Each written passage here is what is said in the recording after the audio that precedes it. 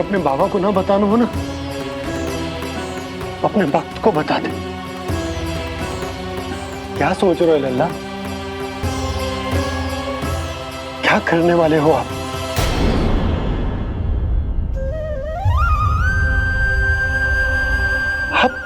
आप इतने दुखी क्यों हो? खाना खाना क्या होगा? क्योंकि मुझे आभास हो गया है बाबा, समय आने वाला है। कौन सा समय आने वाला है लल्ला? इसीलिए सब कुछ बदलने वाला है। भैया को मेरा सत्य पता चल जाएगा बाबा।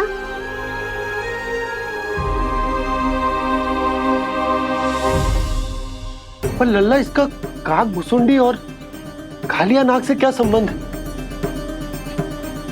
ऐसा क्या हुआ था और क्या होने वाला है?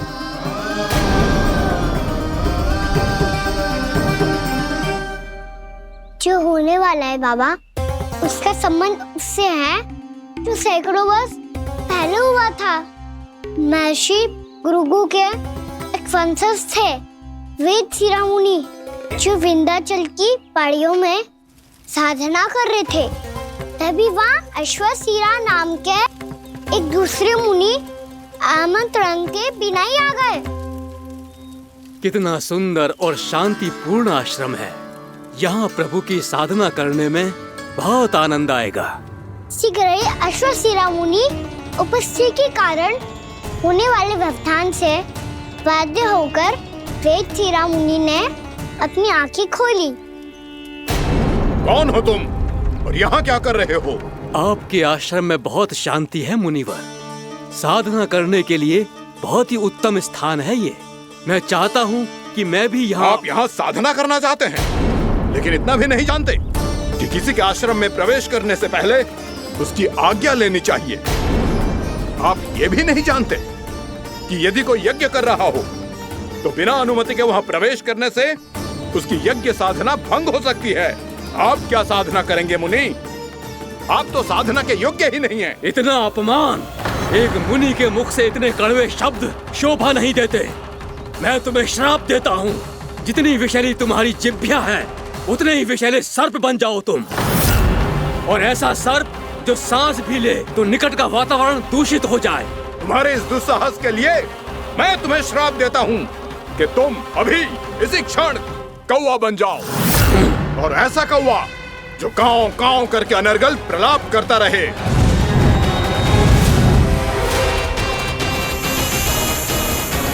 ये मैंने क्या किया? ये मैंने क्या किया? क्रोध के कारण दोनों ने एक दूसरे को श्राप दे दिया। पर दोनों ही मेरे भक्त हैं, और भगवान होकर मैं अपने भक्तों को इतनी कठिनाई में कैसे देख सकता था। इसीलिए जिस संकट में उन दोनों ने अपने आप को फंसा लिया था, उसका समाधान करने में मैं उनके पास गया। देखिए ना प्रभु, ये क्या हो गया हमसे? हमारी रक्षा कीजिए प्रभु, मार्ग दिखाइए हमें। क्रोध पर नियंत्रण ना होने के कारण आप दोनों ने एक दूसरे को बहुत ही भीषण संकट में डाल दिया है। अब दोनों ही तपस्वी, तप के बल से दिए गए आपके श्राप को लौटाना भी संभव नहीं है। प्रभु कोई तो उपाय होगा, हम आपके शरण में हैं प्रभु। अपराध तो हमसे हुआ है प्रभु, पर अब आपसे ही आशा है। कुछ ऐसा कीजिए भक्त वत्सल, जिससे हम दोनों के श्राप का प्रभाव कुछ कम हो जाए। आप दोनों ही मेरे भक्त हैं, इसलिए आपकी पीड़ा का निवारण करने का एक उपाय है मेरे पास।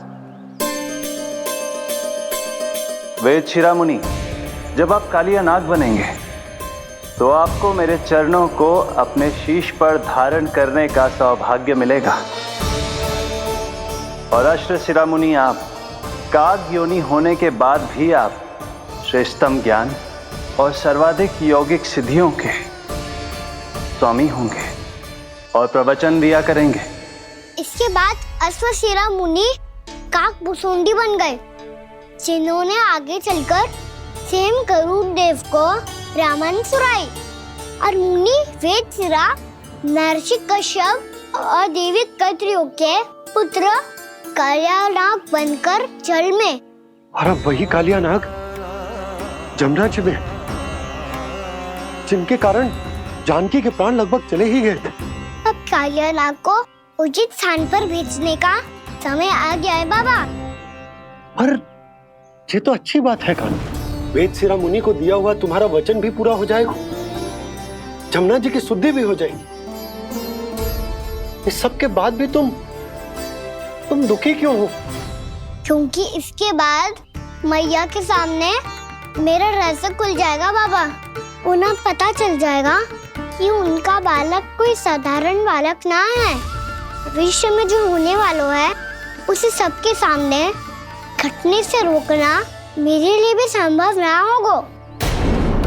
मैया को सब पता चल जाएगा। क्या पता चल जाएगा रे मुझे?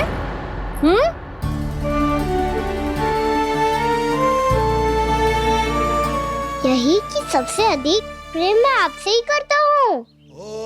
अब बस भी कर, चलो भोजन के लिए बुलाने आई थी तुम दोनों को। भूखा थोड़े ना रहने दूंगी अपने लल्ला को, मेरा लल्ला दुर्बल हो जाएगा ना। आप खिलाओगे तो ही खाऊंगा। हाँ ठीक है, मैं ही खिलाऊंगी। अब चल, आओ जी, चल।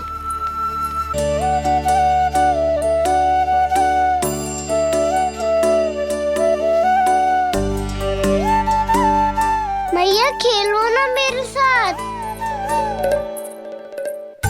मैया सुनो ना, मेरी बात ना मानोगी? अभी बहुत कार्य पड़े लल्ला, देख जानकी को औषधि भी देने जानो है ना। औषधि मैं दे दूंगा, फिर तो खेलोगी ना आप मेरे साथ। पिछले कुछ दिनों से अपनी मैया का अधिक से अधिक प्रेम पाने का प्रयास करो है कान्हा।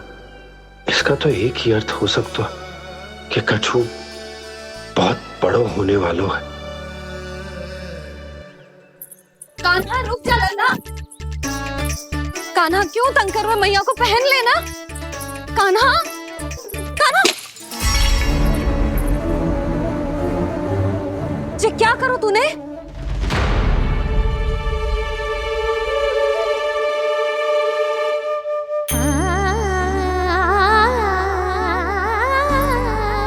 अच्छा ठीक है, अब मुंह लटकाने की आवश्यकता ना है। ये ले।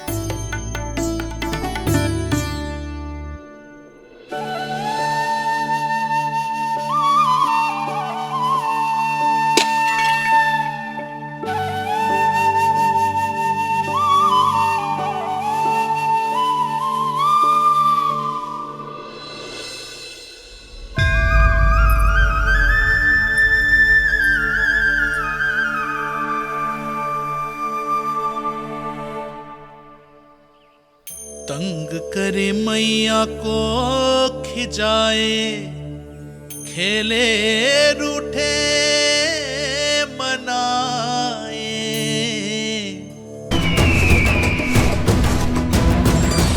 नारायण हरि, नारायण हरि।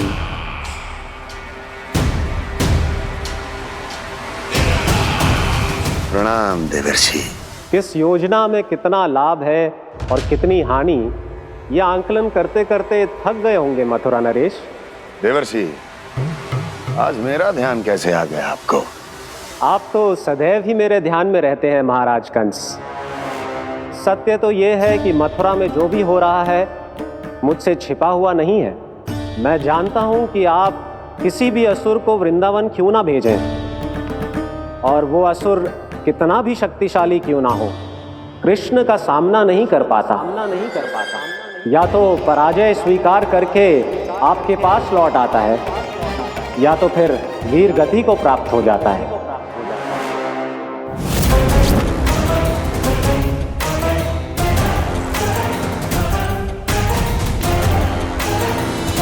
वाह, मुझे मेरी असफलताएं स्मरण कराने आए हैं, मेरे घाव को खुरेदने आए हैं, उन पे नमक छिड़कने आए हैं। मित्र को शत्रु समझने की भूल मत कीजिए महाराज कंस। मैं तो आपकी सहायता करने आया हूं। हाँ, और मेरी सहायता। कृष्ण विष्णु अवतार है, आप विष्णु के भक्त हैं। मैं हूं विष्णु द्रोही, फिर भी तो आपके आराध्य को हानि पहुंचाना चाहता है, उसकी सहायता करना चाहते हैं आप। क्या आप निश्चित रूप से कह सकते हैं कि आप ब्रह्मांड के सभी नियमों को अच्छी तरह समझते हैं? अवश्य। आपके लिए बस इतना ही जानना पर्याप्त होगा कि मैं जो कुछ भी कर रहा हूं उसके लिए मेरे व्यक्तिगत कारण हैं। मैं तो बस आपके हित में पिछली बार की तरह एक सुझाव लेके आया था, पर यदि आप मेरा सुझाव सुनना भी नहीं चाहते तो आपकी इच्छा। नारायण हरि, नारायण हरि। कारण चाहे जो हो, इनके पिछले सुझाव के कारण ही आज मेरे शत्रुओं की संख्या कम है। अन्यथा मैं देवकी के अन्य पुत्रों को भी जीवित छोड़ देता, और आज वो सब अपने भाई के साथ मिलकर उसकी शक्ति को अनेक गुना बढ़ा देते। ठहरिए देव ऋषि।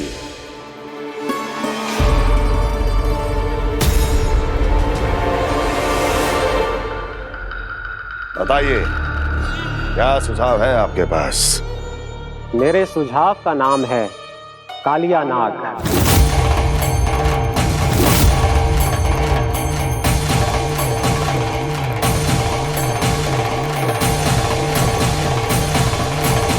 उसके विषय में मैं जानता हूं देवर्षि।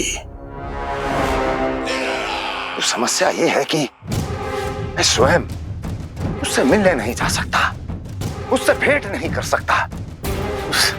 उस कृष्ण की हत्या के लिए उसको वृंदावन जाने के लिए तैयार नहीं कर सकता। तो मत जाइए उसके सामने, और ना उसे भेजिए कृष्ण के सामने। हर बार आप किसी न किसी असुर को अपने शत्रु के क्षेत्र में भेजते हैं, जहां शत्रु उसका सामना करने के लिए पूरी तरह से तैयार होता है और आपका असुर मारा जाता है। इस बार शत्रु को युद्ध स्थल चुनने का अवसर मत दीजिए महाराज। इस बार योजना का जाल ऐसे बुनिए कि कृष्ण स्वयं उसके पास जाने के लिए विवश हो जाए। कालिया नाग स्वयं काल है, मृत्यु का दूसरा नाम है। उसके विष का उपयोग अपने लाभ के लिए कीजिए महाराज। वैसे कालिया के विष की अधिकता का अनुमान तो होगा ही आपको।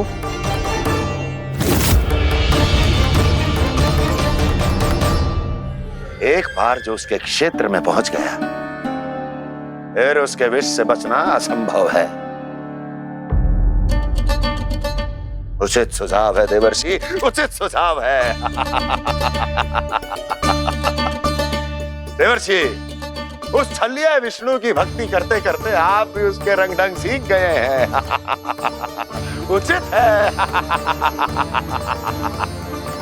उचित है।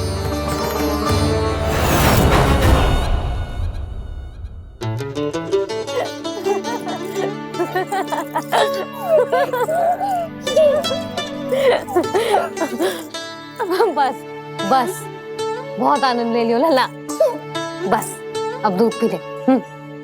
ठहर ठहर, गर्म है। जी ले पी।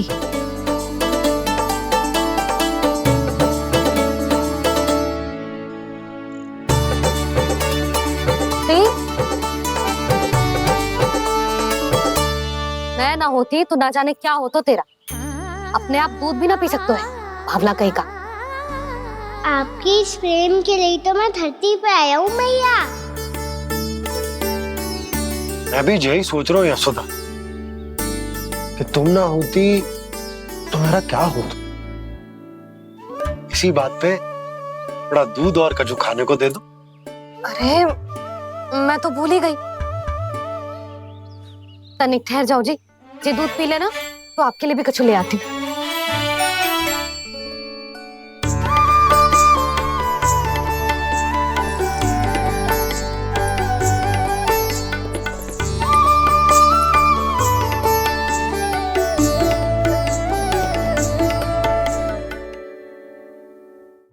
प्रणाम महाराज।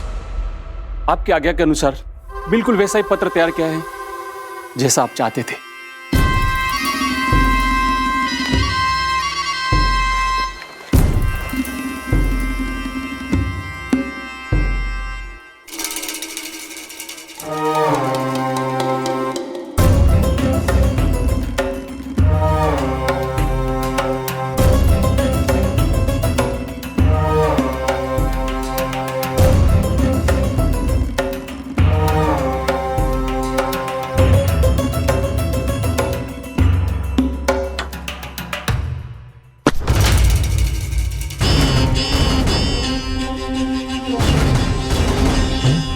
कृष्ण जन्म से लेकर आज तक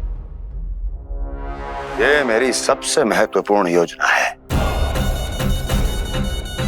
इसका सफल होना निश्चित है दूत, किंतु केवल वही करना जैसा मैंने कहा है। जाओ।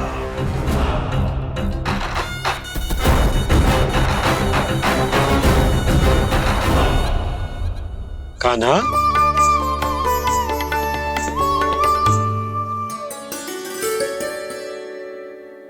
क्या होगा? बाबा, मैं चाहता हूँ कि मैया की स्वमता क्रिस्टल फ्रेम की वर्षा मुझ पे सरते ऐसे होते रहे। वो तो होती रहेगी लल्ला। अपने लल्ला के लिए किसी मैया का प्रेम कभी कम हो सकता है भला? नंदराज, वो मथुरा से एक दूत आयो है महाराज कंस का राजपत्र लेके।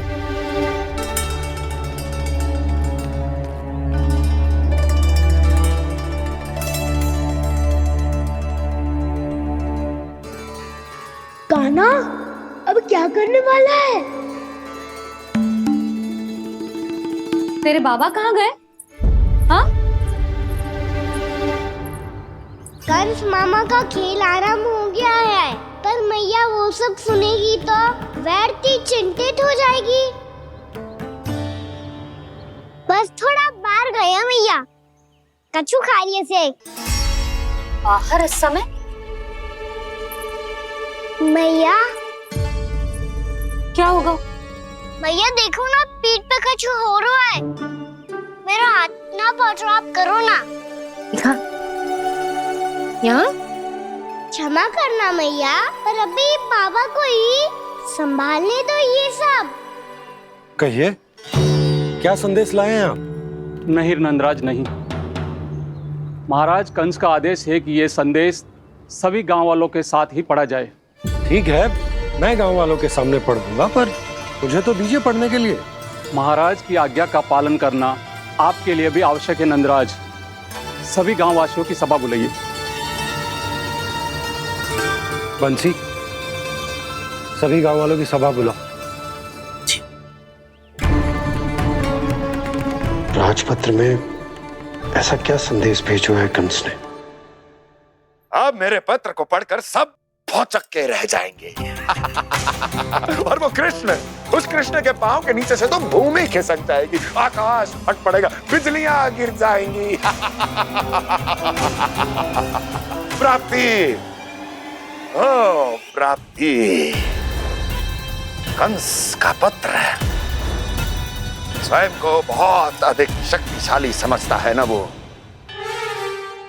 अब देखता हूं कैसे वो इस महासंकट का सामना करता है। वो कृष्ण, वो अपनी मृत्यु स्वयं चुनेगा या मृत्यु की वेदी पर चढ़ा देगा प्रिय वृंदावन वासियों को।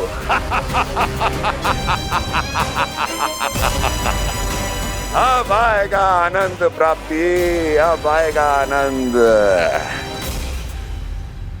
सबको इकट्ठा करवा के ही पढ़वाएगो। अवश्य ही कोई विशेष संदेश दिया होगा कंस ने।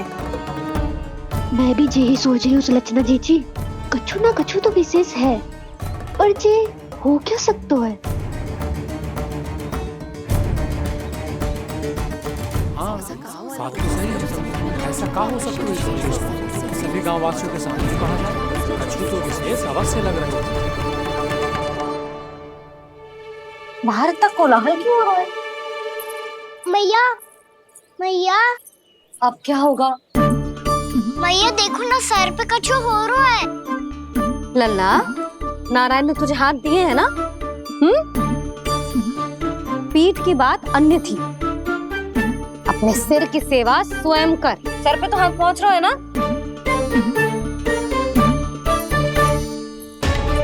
मैया सुनो ना, मैया देखो ना, तीव्र कर कछु हो रहा है। मैया देखो ना, तीव्र कछु हो रहा है।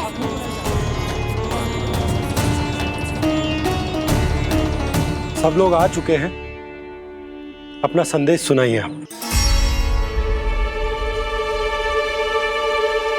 गोपराज नंद और सभी वृंदावन वासियों को सूचित किया जाता है कि मथुरा अधिपति और आप सभी के महाराज कंस ने कल सुबह भव्य पूजा का आयोजन किया है। इसके लिए राज्य को वृंदावन के क्षेत्र के निकट यमुना नदी के मध्य में खिलने वाले 1 कोटि कमल के पुष्पों की आवश्यकता है। इसीलिए आप सभी को यह आदेश दिया जाता है कि ये सभी कमल के पुष्प प्रथम पहर से पहले राजसभा में पहुंचा दिए जाए। इतने सारे पुष्प वो भी प्रथम पहर से पहले कैसे हो सकते हैं? यदि आप ऐसा करने में असफल रहे तो इसे राज आज्ञा का उल्लंघन माना जाएगा और राजद्रोह के आरोप में आप सभी को कड़े से कड़ा दंड दिया जाएगा। स्मरण रहे, यदि कल की पूजा में इन 1 कोटि कमल के पुष्पों का ना पहुंचने के कारण कोई व्यवधान आया तो समस्त वृंदावन वासियों को दोषी माना जाएगा और पूरे गांव को निवासियों सहित धूल में मिला दिया जाएगा। कल प्रथम पहर तक का ही समय है आप सबके पास।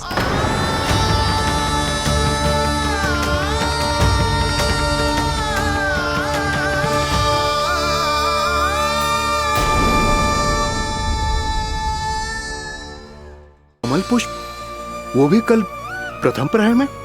ऐसे कैसे संभव है? और कोई साधारण पुष्प ना, यमुना नदी के मध्य खिलने वाले विशेष कमल के फूल चाहिए उन्हें। लेकिन यमुना नदी में तो कालिया नाग ने विष घोल के रखा है, तो फिर कैसे हो पाएगा? यह संभव है। हमारी मृत्यु का संदेश भेजा राजा कंस ने। सदैव की भांति इस समस्या पर भी गांव के बड़े ही विचार करेंगे। बालकों का यहाँ होना उचित ना है।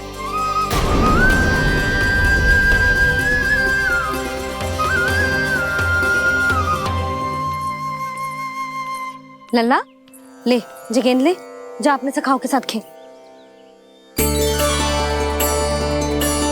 सुबह उज्जवल, मधुमंगल वसंता, देखो भैया ने क्या दिया है। चलो खेले, बहुत आनंद आएगा आज।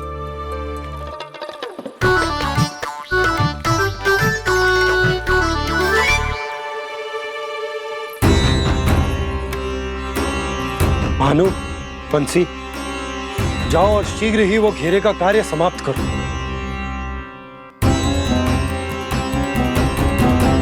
पर कछु ना कछु तो करना पड़ेगा ना। पर हम कर ही क्या सकते हैं? पुष्प लाने को और कोई उपाय है भी तो ना। मैं चला जाऊंगा जमुना जी में। वैसे भी मेरे जीवन के कितने दिन शेष बचे हैं। गांव के लिए, समाज के लिए कुछ करके मरूं, तभी तो शांति मिलेगी। ना काका, यदि आप उस विषैले जल में छलांग लगा भी दोगे, किंतु 1 कोटि कमल पुष्प एकत्रित कर पाना आपके लिए संभव ना है। इससे अच्छा है कि मैं चला जाऊं। यदि मैं मर भी गया तो मेरे पीछे रोने वाला कोई ना है। किसी को कहीं जाने की आवश्यकता ना है। गोप नरेश होने के नाते ये मेरा कर्तव्य है कि मैं आप सबकी रक्षा करूं। नंदराज, आपको जाना है तो जाओ। हरिया, काका, भैया सब चले जाओ। लेकिन आपको पता है वहाँ का जल कितना विषैला है। आप लोग एक क्षण भी जीवित नहीं रह पाओगे। फिर कैसे इकट्ठा करेंगे 1 कोटि कमल पुष्प? आप बात तो सही कह रही हैं शांति। उस दुष्ट कंस ने ऐसी मांग रख के हम सबको फंसा दिया। हम में से कोई भी क्यों ना चला जाए और इस संकट का समाधान ना निकले को। कान्हा, बताना कौन सा खेल खेलें? गेंद पकड़ खेलते हैं। पर एक बात सुन लो सब, कोई भी तीव्र गति से ना फेंकेगा गेंद को। भैया ने फ्रेम बनाई है मेरे लिए। सब तैयार हो?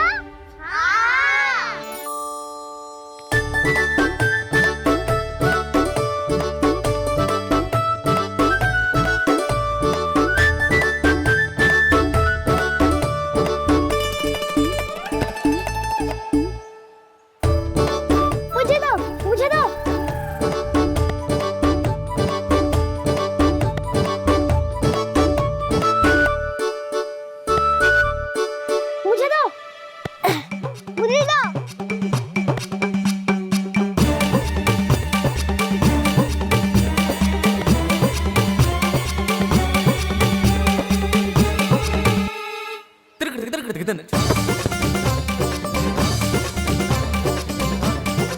कान्हा, इतनी धीरे से फेंकेगो तो कैसे आनंद आएगा?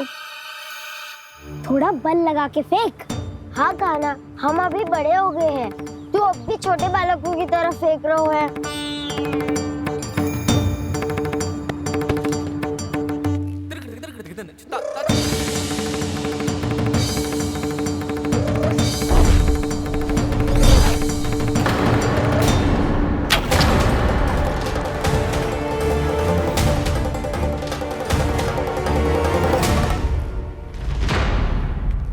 दीदी जी क्या करो कान्हा, गेंद तो डूब गई।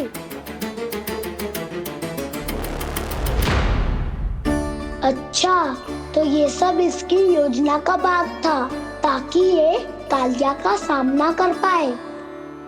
तुम सबने तो कही थी तीव्र गति से फेंको, देखो सिखवा दी ना मेरी गेम। मुझसे नदी में अब मुझे जाके लानी पड़ेगी। रुक जा कान्हा, रुक जा कान्हा। जी क्या बोल रहे थे कान्हा? इसमें तो बहुत संकट है। कोई भी संकट मेरी मैया का उपहार खोने से बड़ा ना है। बहुत प्रेम से बना के उन्होंने दी थी। हे नारायण, कोई उपाय समझ में ना आ रहा है। मैया, अब कैसे करेंगे हम अपने गांव की रक्षा? कीड़े पड़ेंगे उस दुष्ट को। यदि उसके कारण किसी के प्राण चले गए तो कौन सा फल मिलेगा उसे इस पूजा का? तुम सही कह रही हो यशोदा। हमारे पास कोई और दूसरा विकल्प भी तो ना है। यदि हमने मथुरा की राज आज्ञा का पालन ना किया तो इसका दुष्परिणाम पूरे गांव को भुगतना पड़ेगा।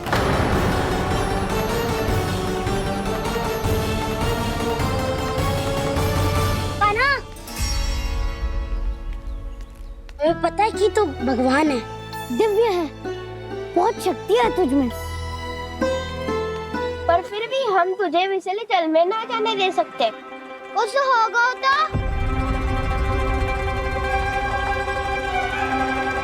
तुम सब इतनी हट कर रहे हो तो ठीक है, ना जाऊंगा। गेंद कहाँ गिरी है, कितनी दूर गई है, ये तो देख लूं, ताकि उसे बाहर निकालने का कोई उपाय ढूंढ पाऊं।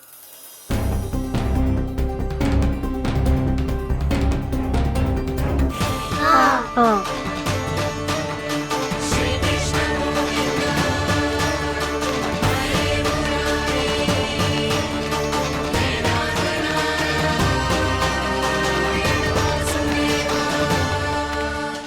कान्हा की ये लीला तो समझ ही नहीं आ रही। पहले इसने देवश्री नारद को मथुरा जाकर कंस को भड़काने के लिए कहा, फिर स्वयं ही दुखी भी हो गया कि अब इसका रहस्य सबके सामने खुल जाएगा।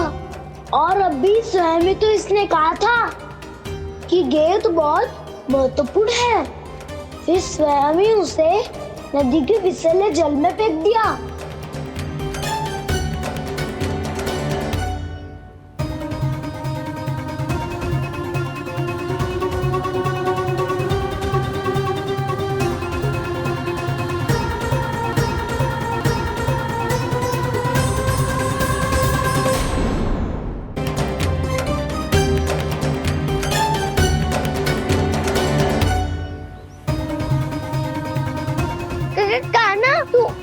ऊपर क्यों चढ़ रहा है? अरे ऊंचाई से देखूंगा तभी तो गेंद दिखेगी।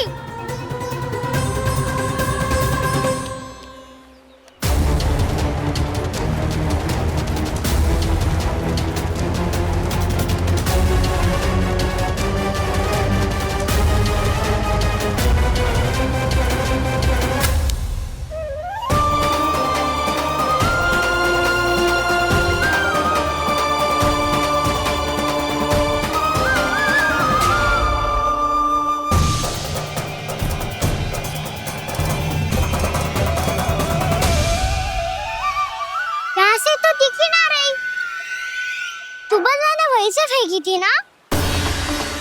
ना वहाँ से फेंकी थी। कहाँ से? देखा ना वहाँ से। समझ ना आ रहा, ठीक बताना कहाँ से फेंकी थी?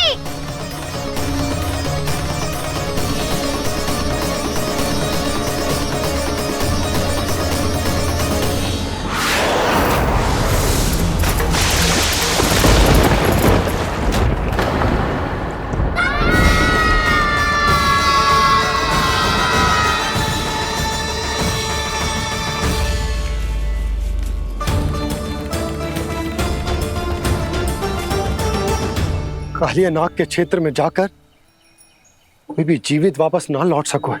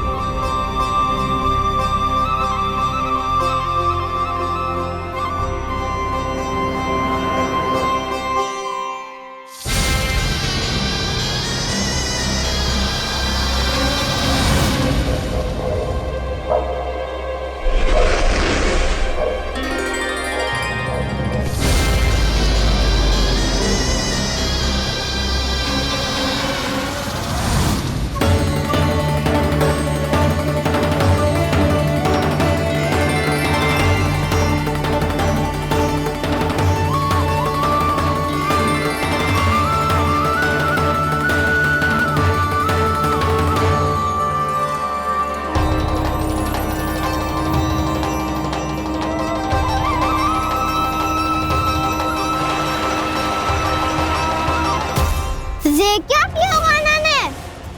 कालिया नाग तो उसे देखते ही निकल जाएगा।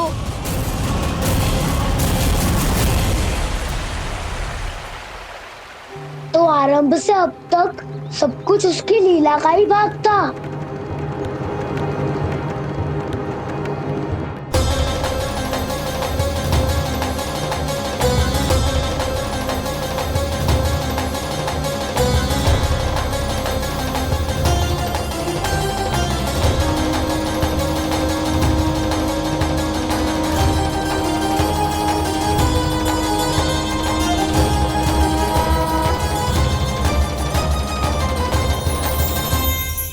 इतना सुंदर रूप, मन मोहने वाली मुस्कान, अद्भुत तेज और भगवान जैसी दिव्यता।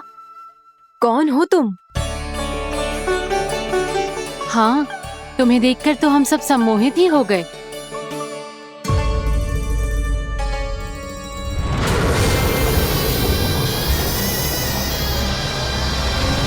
तुम जो भी हो बालक, वापस लौट जाओ। हमारा हृदय तुम्हें ही देखते रहना चाहता है, किंतु यदि हमारे पति जाग गए तो तुम्हें अवश्य हानि पहुंचाएंगे। ये बहुत विषैले है बालक, कालकोट जैसे भयानक। इनके विष से तुम नहीं बच सकोगे। नंदराज, कालिया नाग के विष का प्रभाव बढ़ते ही जा रहा है। पहले 8 कोस तक उसके विष का प्रभाव था, अब तो 1 योजन से अधिक क्षेत्र में फैलो है। जल पीने के प्रयास से अनेक पशु मारे गए हैं और नदी के निकट के वृक्ष और वनस्पति सब नष्ट होने लगे।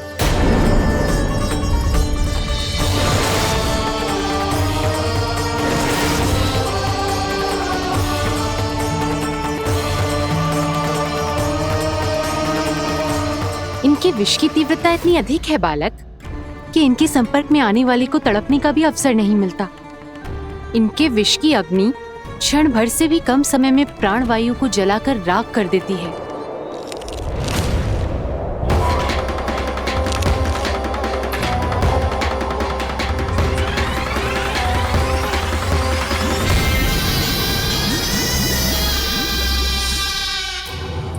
तब तो समस्या और भी गंभीर हो जाएगी।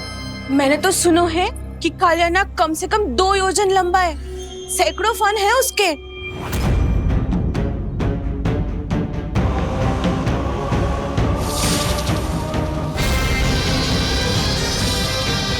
इसका अर्थ तो ये है कि हम दोनों ओर से फंस गए। एक और कंस को 1 कोटि कमल पुष्प देने जो कि कालिया नाग के क्षेत्र में पड़ते हैं, और दूसरी ओर उस कालिया नाग का विष यमुना जी के क्षेत्र में बढ़ता ही जा रहा।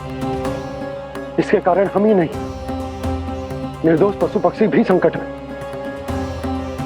इन दोनों समस्याओं का एक ही समाधान है, उस कालिया नाग का सामना करना। और ये ना समझ आ रहा कि हम ये करेंगे कैसे, क्योंकि ये बात साधारण मनुष्य के बस की ना, हमारे लिए ये असंभव है।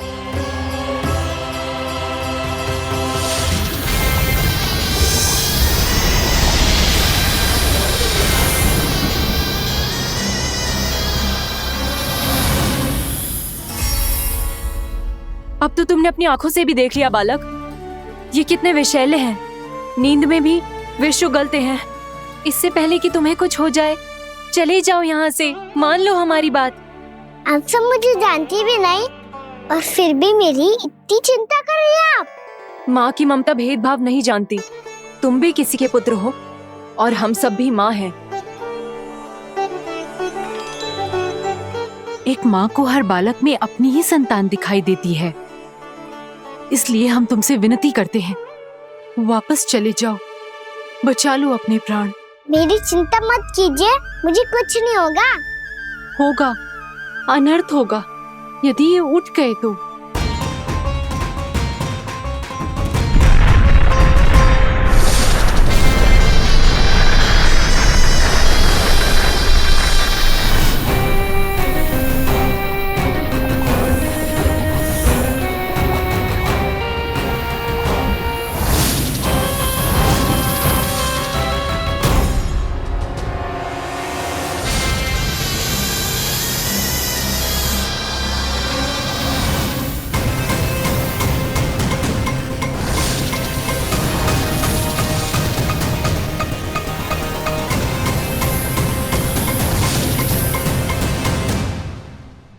सामने होते हुए भी अपने इश्क को केवल वही देख सकता है जो अपना अभिमान त्याग चुका हो। पर पूर्व जन्म में मेरा भक्त होने के नाते मेरा सत्य स्वरूप देख पाने में मुझे इसकी सहायता करनी चाहिए।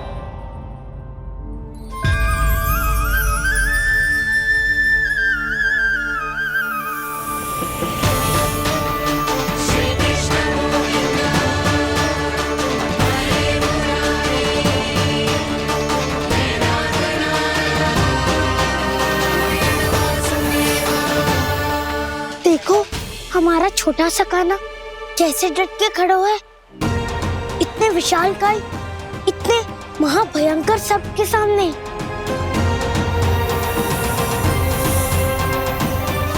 ये कोई भगवान नहीं है जो इसके सामने हाथ जोड़ रही हो तुम सब।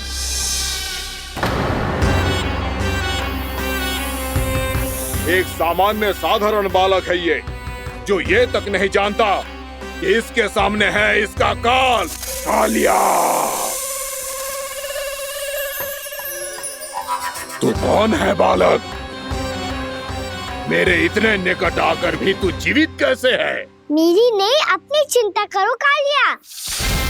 बहुत मनमानी कर ली तुमने। अब बस मैं तुम्हें रोकना हूँ। अब बस मैं तुम्हें रोकना हूँ। मैं तुम्हें रोकना हूँ। बित्ते भर का है तू, मेरे विष के बारे में जानता ही क्या है? और कहता है मुझे रोकने आया है। किससे? किससे रोकना चाहता है तू मुझे? मुझे क्रोध दिलाने की भूल मत कर बालक। अपनी फुंकार से ही तेरी इस मुस्कुराहट को अंतिम मुस्कुराहट बना सकता हूं मैं। शीघ्र बता, कौन है तू और किसने भेजा है तुझे? तुम्हें आवाज भी है कि अपनी पुकारों से तुम कितना विष भूल चुके हो। पवित्र यमुना नदी को कितना दूषित कर दिया तुमने।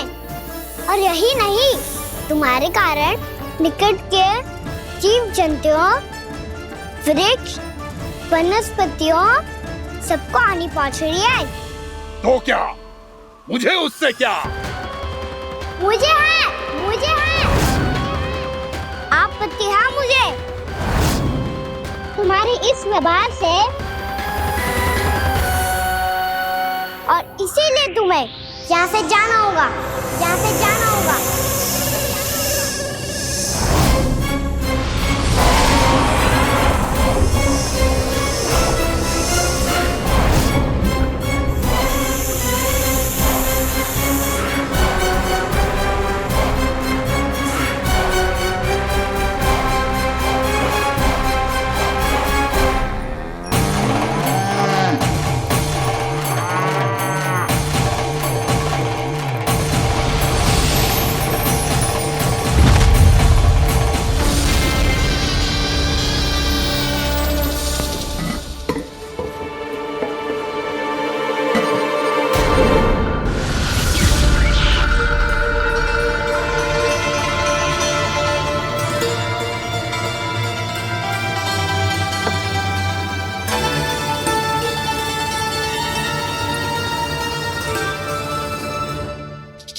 मुझे आदेश देने का साहस भी कैसे किया तूने?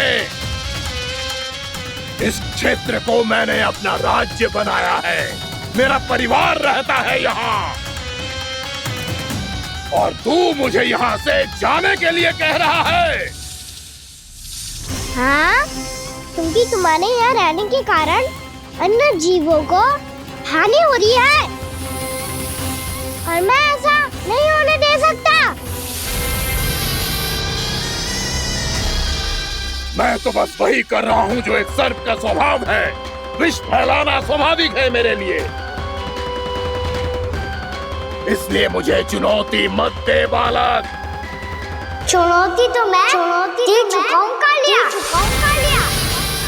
अब तो बस तुम्हें स्वीकार करनी है।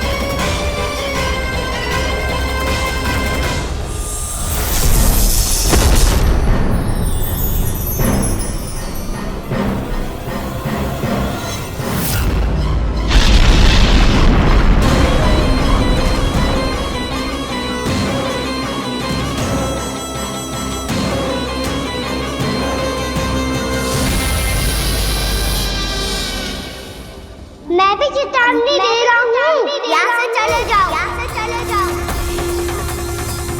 अपनी भूल को पहचानो कालिया, तुम जो कर रहे हो अनुचित है।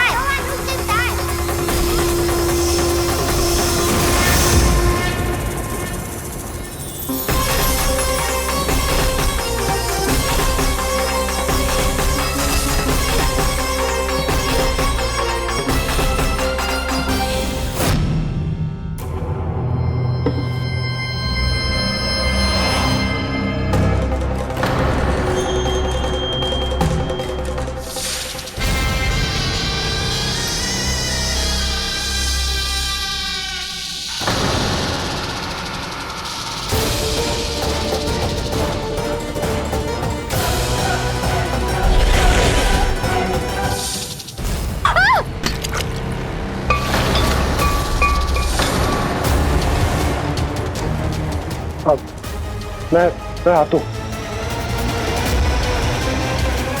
क्या हो गया सुधा? मुझे आवाज हो रहा है जी, कछु ना कछु गड़बड़ है। यशोदा, जो समस्या हमारे सामने है, हम सभी उसका समाधान खोजने में जुटे। तो तुम विश्वास करो, मैं कोई ना कोई समाधान अवश्य ढूंढ लूंगा। हम कैसे भी करके वो कमल के पुष्प उस कंस तक पहुंचा देंगे। नाना, समस्या उससे कहीं अधिक है, उससे कहीं अधिक बड़ी, उससे कहीं अधिक भयानक है।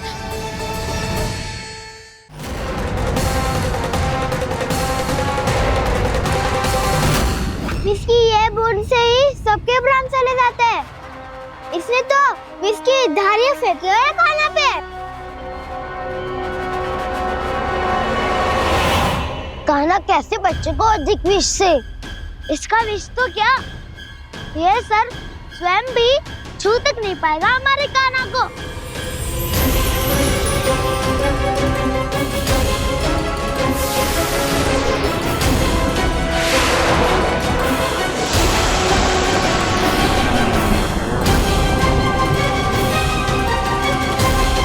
तुम्हारे सखा को, मेरे भाई को कोई हानि नहीं पहुंचा पाएगा। ये कान्हा का सत्य चाहे जो हो बलराम, पर अभी तो जो एक बालक ही है ना।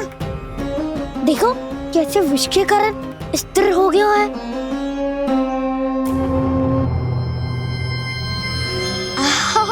हाउ सर्फ ने कितनी आसानी से अपनी पूंछ से बांध लिया है। मुझे यहाँ से भगाना चाहता था ना तू? अब मैं तुझे दिखाऊंगा अपना सामर्थ्य।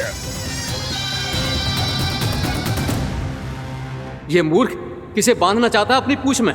उन्हें जिनका विस्तार सारे ब्रह्मांड में है, या उन्हें जो स्वयं अनंत है? पर देवराज, प्रभु ऐसा करने ही क्यों दे रहे हैं कालिया को? आप सब भूल रहे हैं देवगण। कालिया पूर्व जन्म में प्रभु का बहुत बड़ा भक्त था। उसी भक्ति का फल मिल रहा है अब इसे। वैसे भी भक्तों के मन का भाव सबल हो तो भगवान तो सहज ही बंध जाते हैं।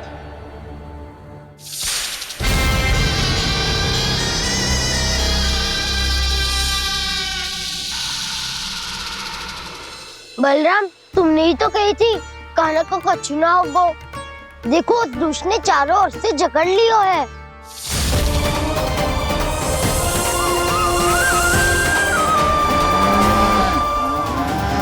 ये क्या कह रही हो तुम? सुधा जी, क्या हुआ? घबरा क्यों रही हो आप? सुलोचना, मुझे आभास हो रहा है कुछ बहुत बड़ी अनहोनी हो गई है। नंदराज, नंदराज, नंदराज!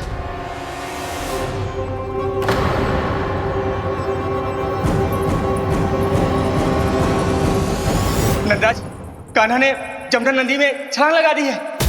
कान्हा ने जमना नदी में छलांग लगा दी है। कान्हा ने जमना नदी में छलांग लगा दी है। कान्हा जमना में कूद गया है। मुझे लगा था आज कछु गड़बड़ होने वाली है। मुझे आज कान्हा को ना जाने देना चाहिए था।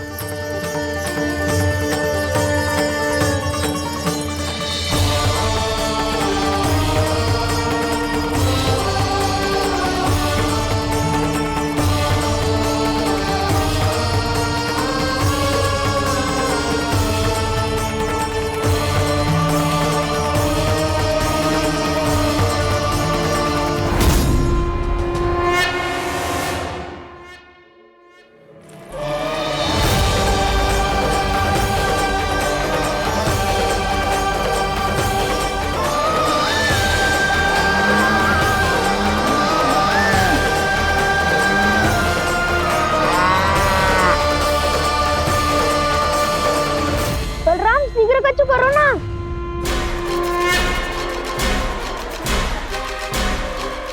कछु भी करो पर कान्हा को बचाओ। नाग बहुत भयंकर है। कान्हा अकेले ना संभाल पाएगा इसे।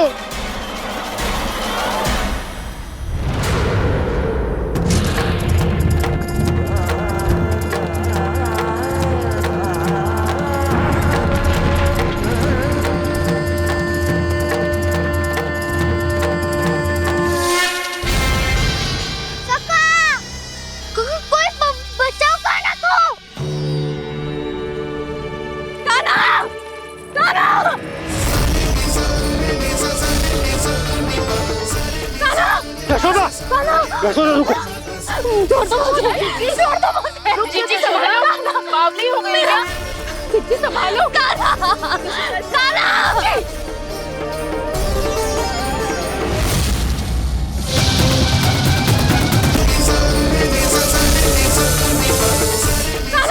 यशोदा, यशोदा रुको।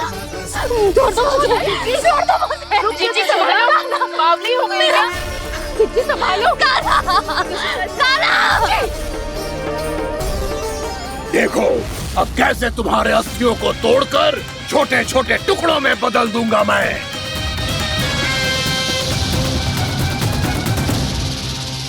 अगर जी आप जाओगी तो आप भी फंस जाओगी। अपने लल्ला के लिए मैं किसी भी संकट का सामना करने के लिए तैयार हूँ। छोड़ो ना यशोदा, हमें कोई और उपाय खोजना पड़ेगा। कोई और उपाय? आप देख ना रही मेरा कान्हा किस दशा में है। कान्हा मैया के वश में नहीं है, नहीं तो ये अपने लल्ला के लिए साक्षात काल का भी सामना कर ले। ये तो केवल कालिया नाग है। हे नागराज, आप मेरे प्राण ले लो पर कान्हा को छोड़ दो। ना नागराज, आप मेरे प्राण ले लो, मैं विरोध भी ना करूंगी। ना नागराज, आप मुझे मार दो पर मेरे कान्हा को छोड़ दो। ना ना ना ना नागराज, मेरे प्राण ले लो। हमारे कान्हा से क्या शत्रुता है आपकी? प्रभु के लिए जो प्रेम यशोदा मैया के हृदय में है वही इन सभी गोपियों के हृदय में भी है।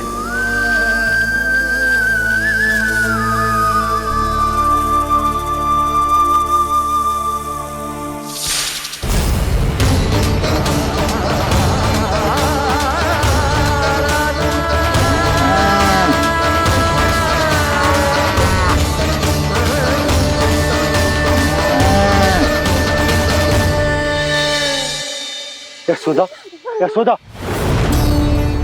देखो इन गोपियों को, इन गैयाओं को, इन सब के मन में भी तुम्हारी भांति ही ममता भरी हुई। वो सब भी कान्हा से उतना ही प्रेम और स्नेह करती है, उतनी ही ममता से भरी हुई है जितनी कि तुम।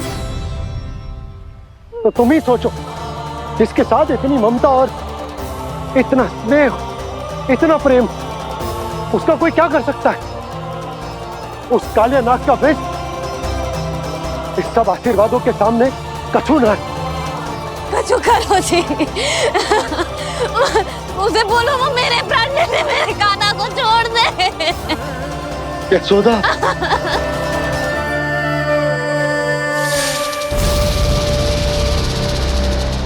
केवल इन्हीं में नहीं देवराज, नाग पत्नियों के हृदय में भी ममता का वही प्रेम उमड़ रहा है। देखिए। मैं आपके हाथ जोड़ती हूँ स्वामी, इस बालक को छोड़ दीजिए। ये अवश्य ही कोई दिव्य आत्मा है स्वामी। हम आपसे विनती करते हैं स्वामी, इस नन्हे बालक को हानि मत पहुंचाइए स्वामी। मेरी पत्नियां मेरे ही शत्रु के लिए विनती कर रही हैं। अब यदि इसके पक्ष में एक शब्द भी कहा तुम सबने, तो मैं इस बालक से पहले तुम सबके प्राण ले लूंगा। हो रहा प्रसन्न नाग कालिया, विजय को निश्चित जान।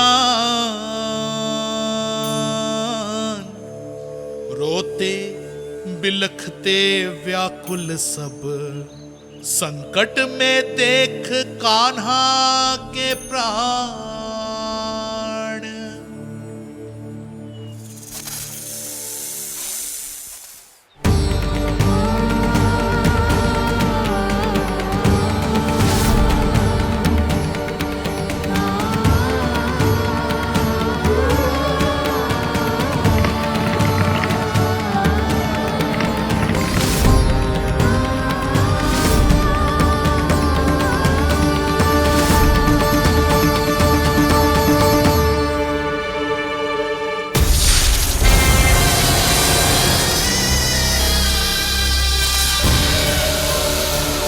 कुछ करो जी, मेरे लल्ला को बचा लो, कोई तो कुछ करो।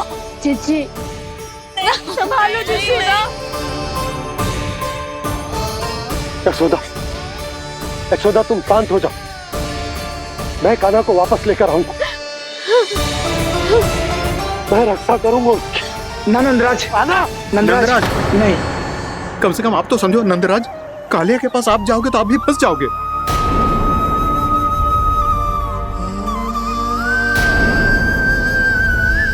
बलराम, तेरा भाई इतनी भीषण संकट में है और तुझे जरा भी दुख ना हो रहा? क्या आप सब अब तक नहीं समझ पाए कि कान्हा सच में कौन है? छोटे बाबा, आप तो उसका सत्य जानते हैं ना?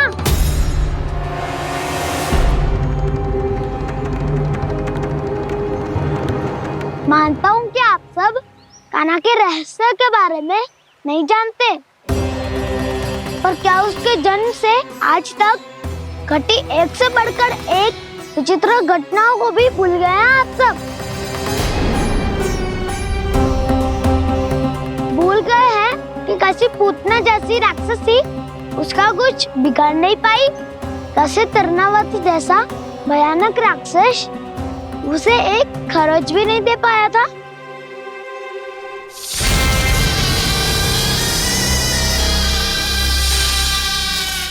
आप सबने अपनी आंखों से देखा था ना, बकासुर से कान्हा की रक्षा करने देवता स्वयं आए थे, पर सत्य तो ये है कि वो सभी देवता भी उस असुर के सामने असमर्थ हो गए थे।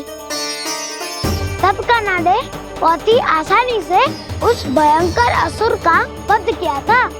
एक ही बार में धराशायी कर दिया था उसे। तो आप सभी सोचिए, बार बार ऐसे असाधारण कार्य करने वाला बालक साधारण कैसे हो सकता है? अब तो आरंभ से ही सारा सत्य जानते हैं छोटे बाबा।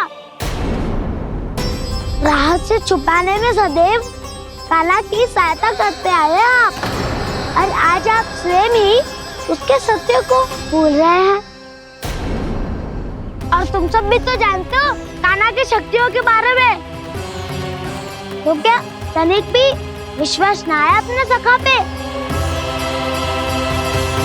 बलराम, जे तू क्या कह रहे है? मैंने जो कहा उसका एक एक शब्द सत्य है छोटी माँ। यदि प्रभु की इच्छा हुई तभी कुछ ही क्षणों में सब कुछ अपनी आंखों से स्वयं अनुभव कर लेंगे आप।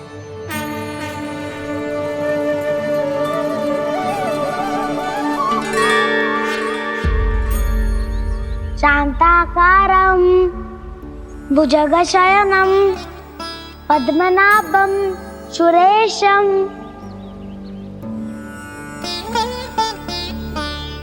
विश्वाधारं गगनसदृशं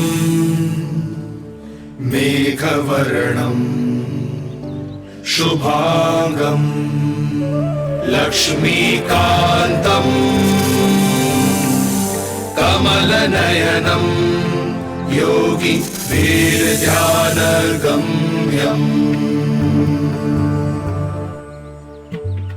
वन्दे विष्णुं भवभयहरं सर्वलोकैकनाथम्।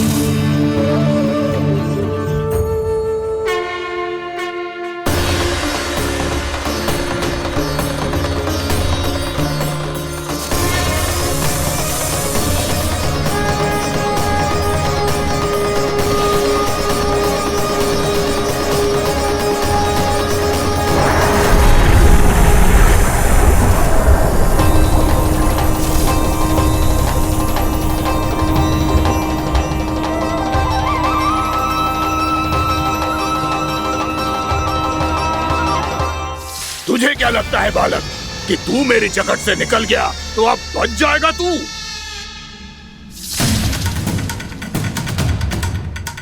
मेरे विष से अपनी प्राण रक्षा करने में सफल रहा, मेरी जकड़ से भी छूट गया, पर मेरे दंश से नहीं बच पाएगा।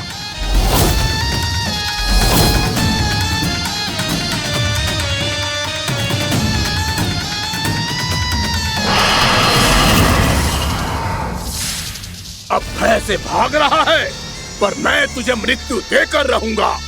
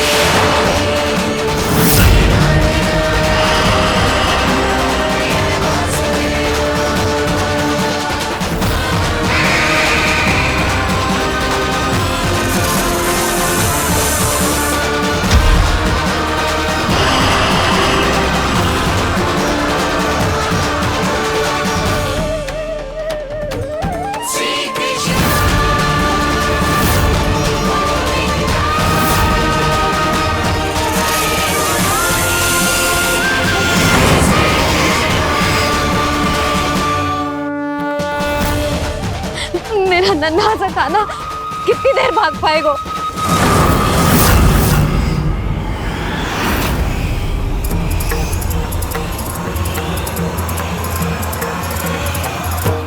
और कितनी प्रतीक्षा करोगे मेरी भक्त कालिया?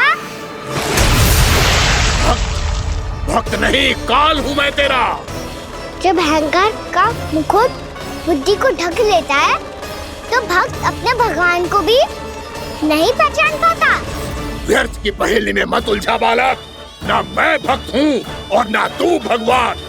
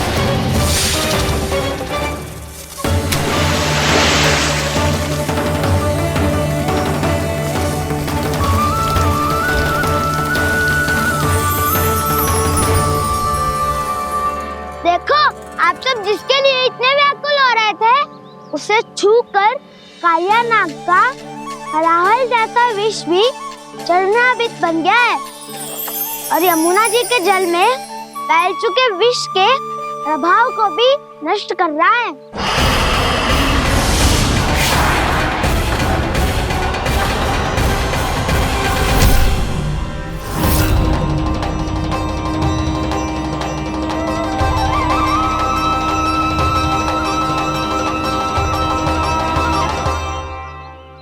धर्म रक्षक अधर्म विनाशक प्रभु श्री कृष्ण का कौशल सचमुच अद्वितीय है। नारायण नारायण।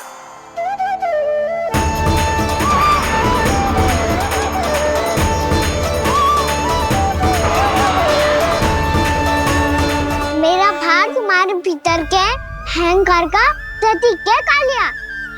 अब तुम्हारा अहंकार, तुम्हारा अभिमान मेरे पाँव के नीचे है और तुम्हारी पूंछ अर्थात तुम्हारे प्राण मेरे हाथ में। अब तुम क्या करोगे भक्त?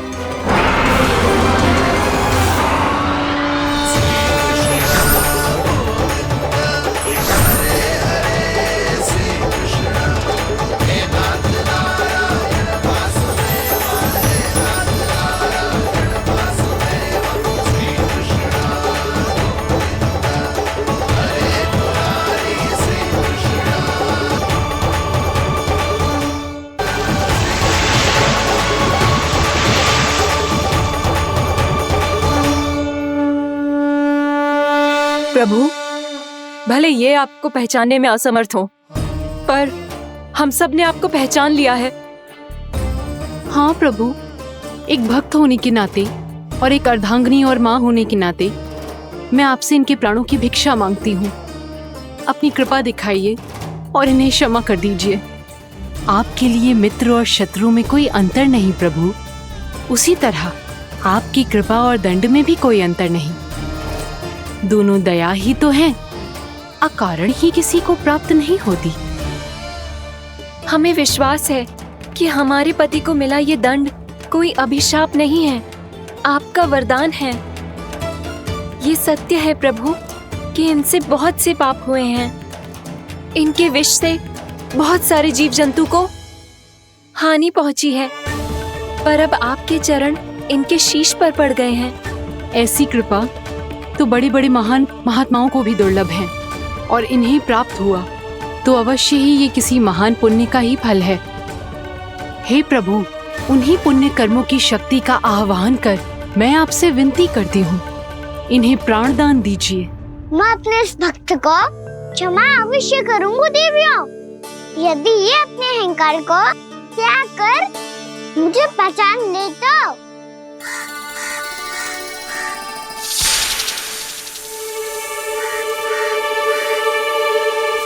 मैं तुम्हें श्राप देता हूँ, जितनी विषैली तुम्हारी जिह्वा है उतने ही विषैले सर्प बन जाओ तुम।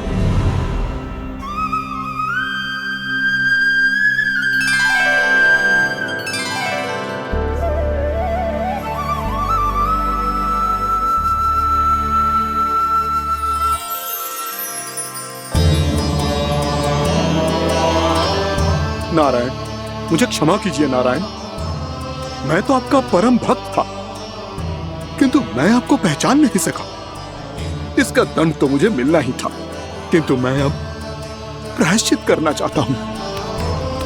इसके लिए यदि आप मेरे प्राण भी ले लेंगे तो भी मुझे कोई दुख नहीं होगा। मैं अपना जीवन, मृत्यु और अपना अस्तित्व सब कुछ आपको समर्पित करता हूं।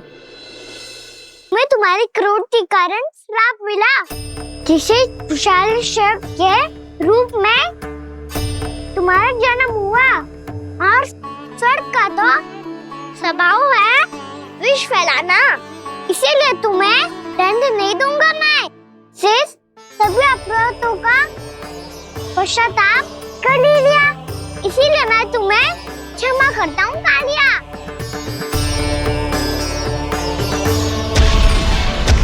पर तुम्हें यहाँ से दूर समुद्र के बीच जाकर रहना होगा, जहाँ किसी निर्दोष का जीवन तुम्हारे विष से प्रभावित न हो। मैं चाहकर भी आपकी इस आज्ञा का पालन नहीं कर सकता। मैं असमर्थ हूँ प्रभु, क्योंकि यदि मैं इस क्षेत्र को छोड़कर गया तो मेरी मृत्यु निश्चित है। आपसे क्या छुपा है प्रभु? आप तो जानते हैं कि सर्प जाति और आपके वाहन गरुड़ के बीच अनंत शत्रुता चल रही है, जिसका प्रारंभ नागों के द्वीप नागालय से हुआ था। उस द्वीप पर छोटे जीवों को निगल जाने के लिए सर्प थे, और गरुड़ को सर्पों का स्वाद बहुत प्रिय था, इसलिए वो बार बार नागद्वीप जाने लगा था। पर इस कारण पूरी सर्प जाति उससे आतंकित हो गई थी, इसलिए जब भी गरुड़ वहां पहुंचता तो सभी सर्प छिपने लगते। जब गरुड़ को इसका आभास हुआ तो उसे बड़ा क्रोध आया और वो उत्तेजना में भरकर सर्पों का शिकार करने लगा। भूख ना होने पर भी उन्हें मारने लगा। अब सर्पों के प्राण हरना उसके लिए खेल बन गया था। इस भीषण समस्या का समाधान ढूंढने के लिए पूरी सर्प जाति महान सर्प वासुकी के सामने इकट्ठी हुई। हे महान वासुकी, हमारी सहायता कीजिए। नागद्वीप पर गरुड़ ने आतंक मचा दिया है। पहले तो वो हमें अपना भोजन बनाता था, लेकिन अब हम उसके खेल का साधन बन चुके हैं। भूख हो या ना हो, जब तब आकर वो हमारे प्राण हर लेता है। अनुचित हिंसा के इस प्रथा का आरंभ सर्पों ने ही किया है। पहले आप सबने पूरे द्वीप पर अधिकार कर लिया, फिर आहार के साथ साथ आनंद के लिए भी आप सभी ने निर्दोष जीवों की हत्या की। और जब सृष्टि का संतुलन बनाए रखने के लिए गरुड़ आपको अपना आहार बनाने आया, तो आप सब अपने प्राणों की रक्षा के लिए छिपने लगे। तो फिर गरुड़ का उत्तेजित होना तो स्वाभाविक ही था। नागनाथ, जो हमने अन्य जीवों के साथ किया वही अब हमारे साथ हो रहा है, परंतु ये भी तो सृष्टि के संतुलन के विरुद्ध ही है ना? अवश्य है, इसलिए मैं गरुड़ से चर्चा करूंगा। धन्यवाद प्रभु।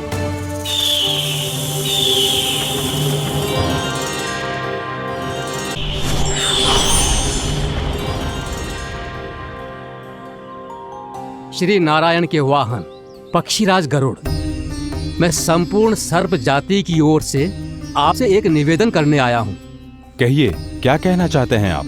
हे पक्षीराज, यदि आप हम पर ऐसे ही आक्रमण करते रहे तो शीघ्र ही हमारी प्रजाति समाप्त हो जाएगी। इसीलिए हमारी आपसे विनती है, यदि आप उचित समझें तो सर्पों के किसी एक घर से हम आपको एक सर्प प्रतिदिन अर्पित करेंगे। आप उसको आहार बनाइए और अन्य सर्पों को जीवित रहने का अधिकार दीजिए। मुझे स्वीकार है।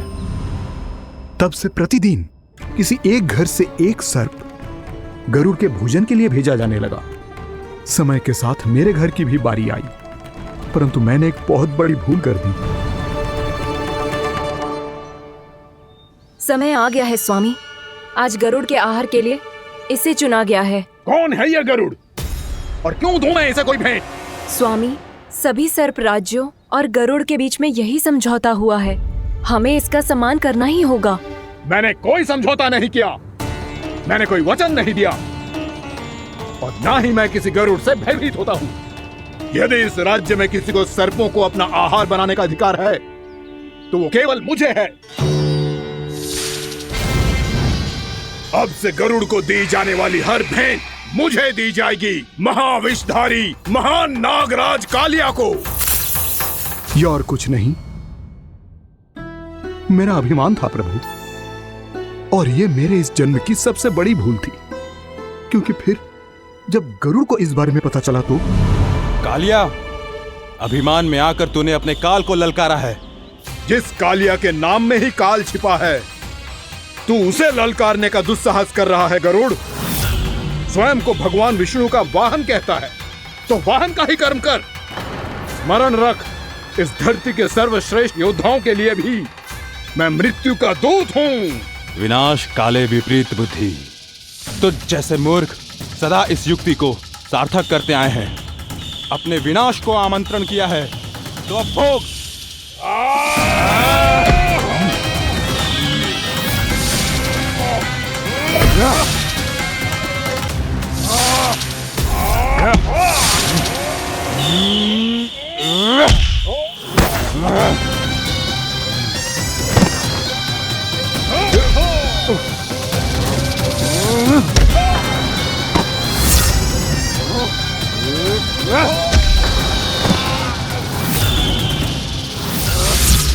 जिसने मेरा भोजन चुराने की धृष्टता की है वो इसी योग्य है। तू मुझे जानता नहीं है गरुड़, मैं महाविषधारी नाग कालिया हूँ। तेरा इतना दुस्साहस कि तूने मुझ पर चरण से प्रहार किया। वाह!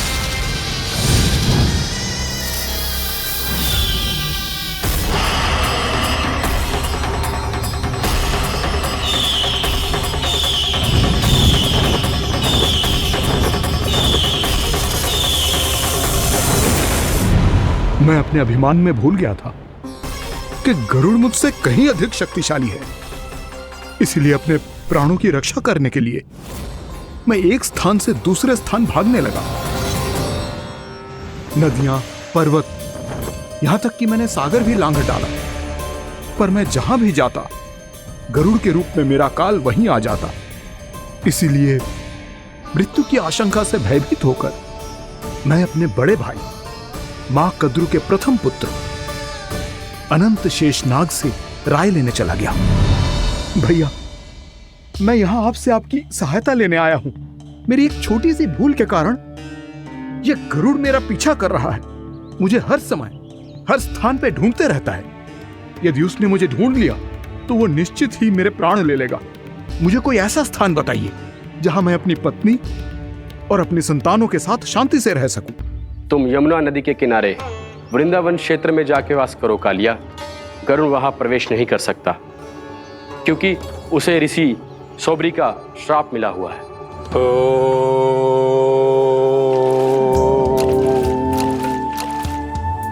ध्यान और तपस्या का नित्य कर्म करते हुए ऋषि के मन में मछलियों के प्रति प्रेम भाव इतना बढ़ गया कि वो भूल गए सभी जीव खाद्य श्रृंखला का भाग होते हैं और मछलियां भी इस नियम की अपवाद नहीं है।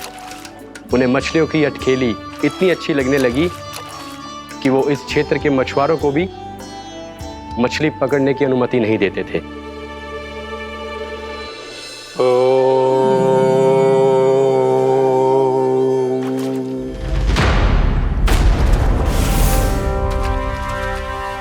उस दिन वो उस पक्षी को नहीं रोक पाए, पर तब से सावधान रहने लगे।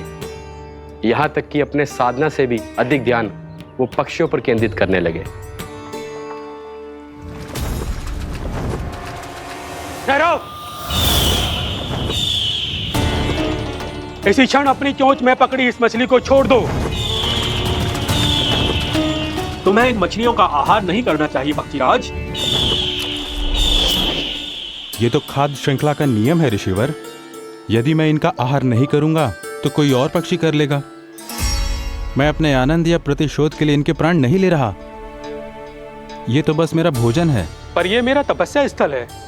तुम यहाँ शिकार करके मेरी साधना में विघ्न नहीं डाल सकते पक्षीराज। यदि आपकी यही इच्छा है तो मैं आज के बाद यहाँ नहीं आऊंगा।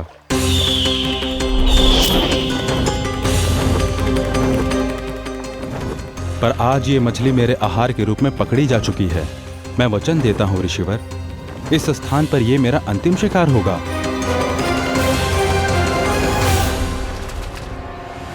आज के बाद यदि तुमने वृंदावन के निकट उड़ान भी भरी तो तुम सैकड़ों टुकड़ों में फटकर मारे जाओगे पक्षीराज। ये मेरा श्राप है।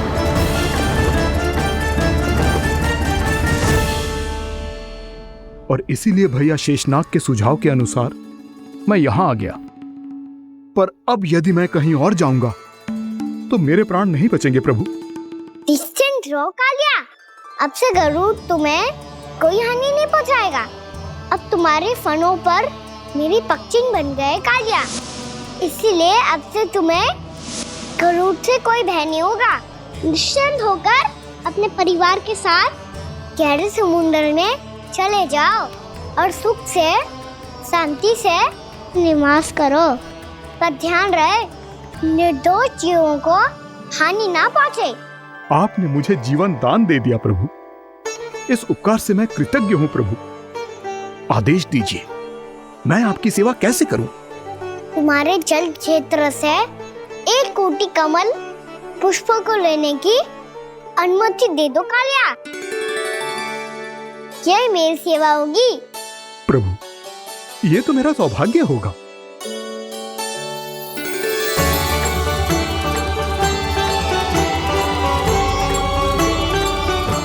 एक कोटि के स्थान पर हम 3 कोटि कमल पुष्प ले आए प्रभु। मैं तुम्हारी सेवा भाव से प्रसन्न हुआ कालिया। रमणक द्वीप पर चले जाओ ताकि तुम्हारे कारण फिर कभी किसी निर्दोष जीव को हानि ना पहुंचे और न ही तुम्हारा विष मेरे प्रिय यमुना नदी के जल को दूषित कर पाए। मैं तुम्हें आशीर्वाद देता हूँ। आज यहाँ मेरे द्वारा तुम्हें दिए गए इस आदेश का स्मरण जो भी भक्त करेगा और प्रातः काल और संध्या काल में इसका उच्चारण करेगा, उसे फिर कभी किसी संकट से कोई भय नहीं होगा। ये स्थान अब से काला कुंड के नाम से जाना जाएगा। यहाँ पर स्नान करने वाला और देवताओं को इस क्षेत्र से जल का अर्घ्य देकर प्रसन्न करने वाला भक्त यदि मेरा स्मरण करके पा सकेगा तो वो अपने सभी पापों से शीघ्र ही मुक्त हो जाएगा।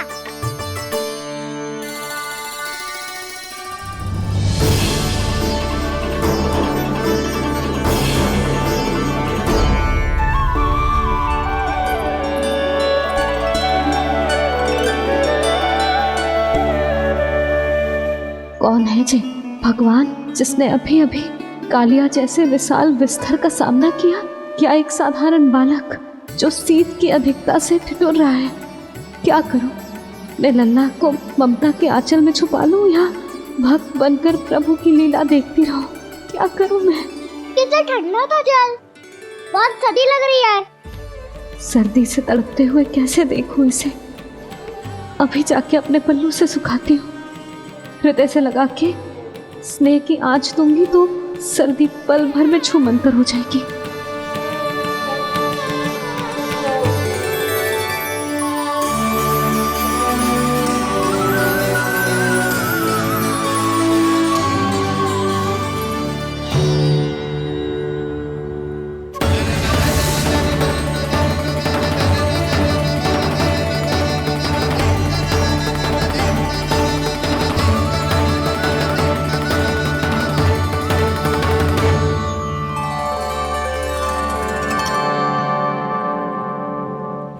मेरी आवश्यकता ना है इसे।